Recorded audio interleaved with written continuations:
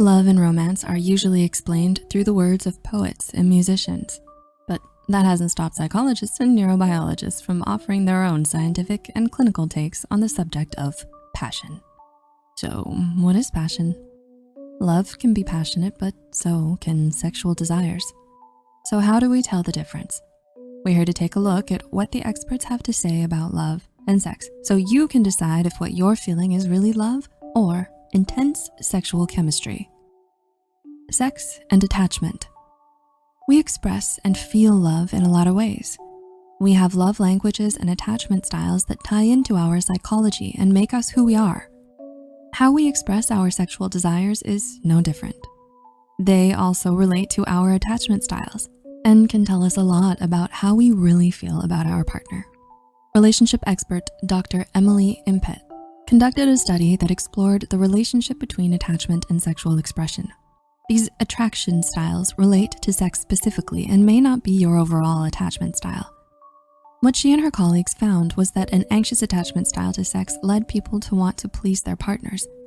Sex for people with anxious attachment was about expressing love. In other words, it had a purpose beyond lust and didn't replace other aspects of love and romance in the relationship. People with avoidant attachment style were more likely to simply use sex to avoid conflicts. Their relationships heavily depended on sex to survive. In other words, the relationship was built on sexual chemistry and not love. If you feel like you and your partner are only ever having sex and not doing much else, that can be great. You may both have a high libido and suit each other in that way, but this can also say a lot about your or your partner's desires. What are your goals when you have sex?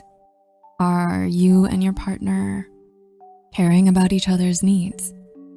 When you have sex, you take responsibility for someone else's safety, comfort, and pleasure. In another piece of research by Dr. Emily Impet and her colleagues, published in Current Sexual Health Reports, they discuss what it implies when the needs of your partner are a priority. When we prioritize our partners, it cultivates desire. Our desire for them and their desire for us grows. It can come from genuine care and appreciation.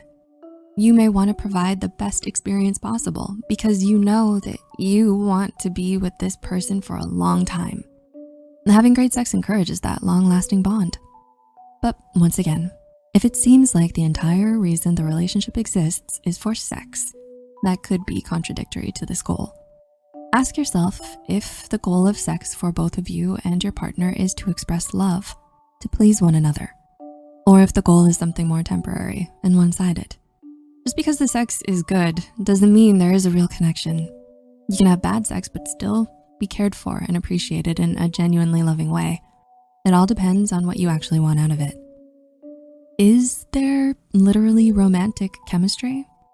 Obviously, this isn't something you can check for yourself on a chemical level, but you can become aware of your own thoughts.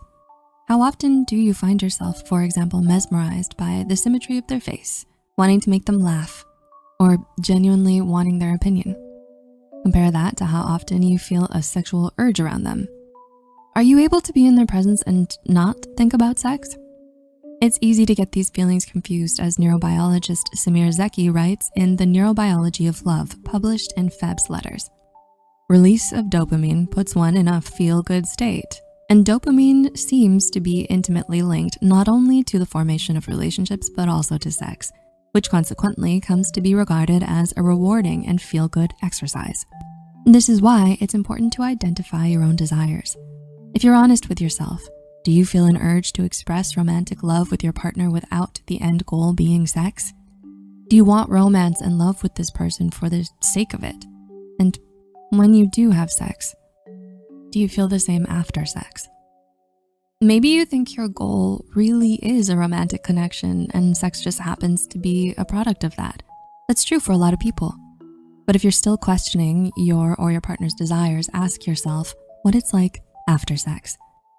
Do you still want their company even if there won't be more sex? Is there still desire after sex? A desire for love and affection? Or do you feel like you want to be by yourself? If you find yourself switching off after sex, in other words, you don't really feel like talking or hanging out after sex, that could be the result of only having sexual chemistry and not real love. As Dr. Semir Zeki continues, sexual arousal and orgasms deactivate a region in the frontal cortex that overlaps the deactivated region observed in romantic love.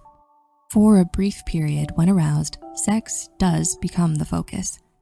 But if you're in love, those romantic feelings should come back after sex. Sexual chemistry cannot and should not replace love permanently. Hold on to love if you have it. If you don't have love, but you do have sexual chemistry, make that known to your partner or friend with benefits. As long as it's safe and healthy and you both benefit from it. Enjoy it while you can, but don't be afraid to pursue real love when you do find it. If this video taught you something new or gave you some perspective, let us know in the comments and don't forget to leave a like. If you want to continue to learn more about psychology, subscribe to Psych2Go for more videos like this. Thanks so much for watching. Until next time.